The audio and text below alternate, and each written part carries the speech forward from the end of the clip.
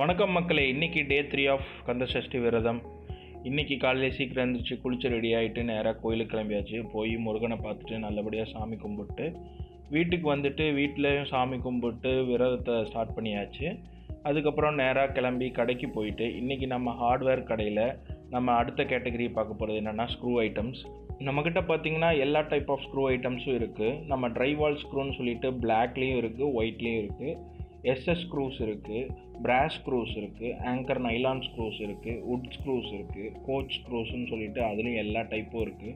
Cabinet screws இருக்குது, machine screws இருக்குது, shelf drilling ஸ்க்ரூன்னு சொல்லிட்டு எல்லா டைப் ஆஃப் ஸ்க்ரூஸும் நம்மக்கிட்ட அவைலபிளாக இருக்குது.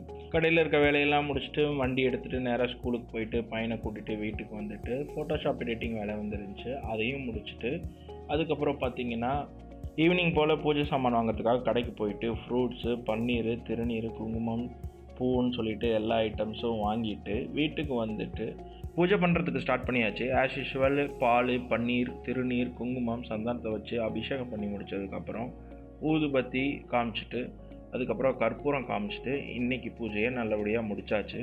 அப்புறம் விரதத்தை முடித்ததுக்கப்புறம் ஈவினிங் போல் யூடியூப்க்கு வீடியோ எடிட் பண்ணி அப்லோட் பண்ணிவிட்டு நைட்டு டின்னருக்கு தோசையும் சாம்பார் வச்சுருந்தாங்க, அதையும் சாப்பிட்டுட்டு இன்றைக்கி டேவை நல்லபடியாக முடிச்சுக்கிட்டோம். நாளைக்கு பார்ப்போம். பாய்.